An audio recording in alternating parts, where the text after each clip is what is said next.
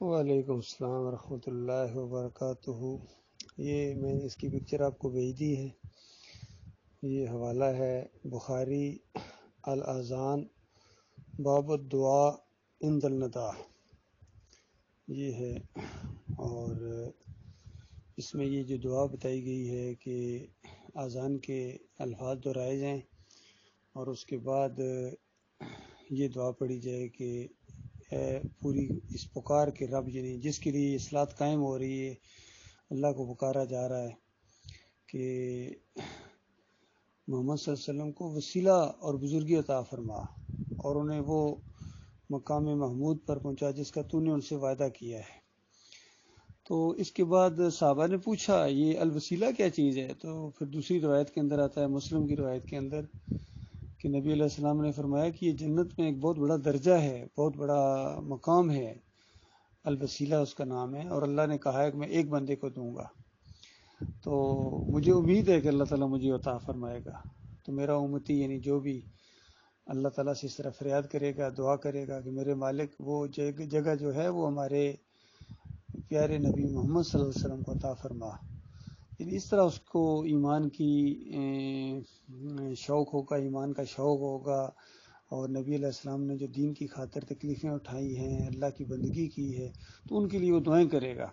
جس طرح اللہم صلی علی محمد کے بارے میں بھی یہی فرمایا کہ جو میرے اوپر ایک مرتبہ صلاۃ پڑھے گا، اللہ تعالیٰ 10 رحمتیں اس کے اوپر نازل فرمائے گا۔ اور یہاں فرمایا کہ جو میرے لیے اس طرح دعا مانگے گا، میری شفاعت گویا اس کے اوپر واجب ہو گئی۔ اور شفاعت یاد رکھیے پوری کی پوری اللہ کے اختیار میں ہے، نبی علیہ السلام کے اختیار میں نہیں ہے کہ وہ خود جس کو چاہیں گے شفاعت کرے، نہیں، اللہ جس کو چاہے گا اور جس کو کہے گا، یہ شفاعت کا تصور ہے۔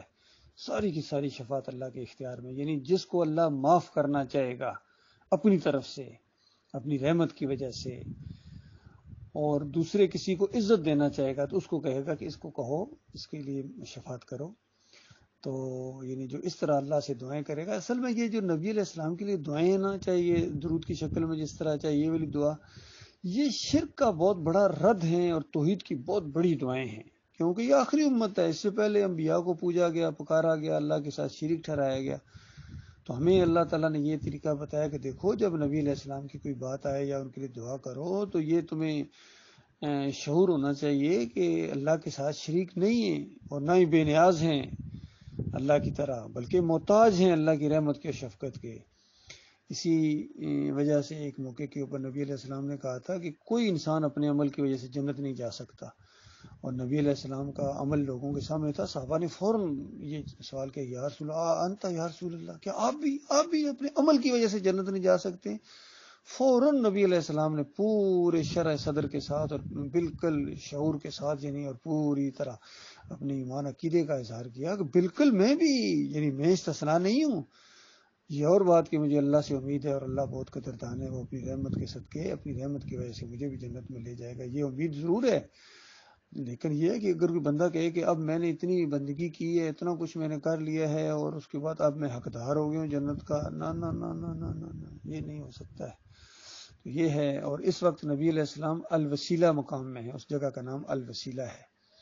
اور یہ جو کہتے ہیں کہ مدینے والی قبر میں زندہ، یہ خالص قبر پرست ہیں اور شرک پر ہیں، اور جو کہتے ہیں کہ دور سے دور جو نبی علیہ السلام کے پاس پہنچایا جاتا ہے، جو سب کا یہ عقیدہ ہے، بریلویوں کا، دیوبندیوں کا، اہل حدیثوں کا، سلفیوں کا، سعودیوں کا، سب کا، یہ جو توصیف الرحمان ہے، یہ پہلے تو دونوں یہ روایتیں جھوٹی بیان کیا کرتا تھا کہ نبی علیہ السلام نے فرمایا جو میری قبر کے اوپر آ کے صلاۃ و سلام پڑھتا ہے میں خود سنتا ہوں، اور دور سے جو پڑھتا ہے اس کو پہنچایا جاتا ہے۔ لیکن اب وہ یہ مان گیا ہے کہ ہاں قبر والی جو روایت ہے یہ بالکل منکر ہے، لیکن دوسری کہتا ہے دوسری بالکل صحیح، یعنی ایک شرک کا رد کر کے دوسرے شرک پر زور دیتا ہے۔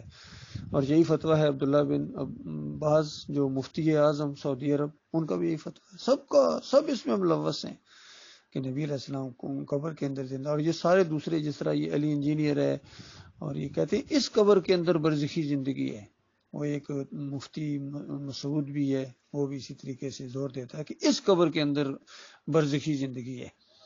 اور ایک اور ہے یہ مولوی ڈاکٹر مولوی زبیر، یہ بھی کوئی ہے محمد زبیر، یہ بھی بڑا ایکٹیو ہے شرک پھیلانے میں، اور ایک اس کے ساتھ ایک دوسرا اس کا چمچہ ہے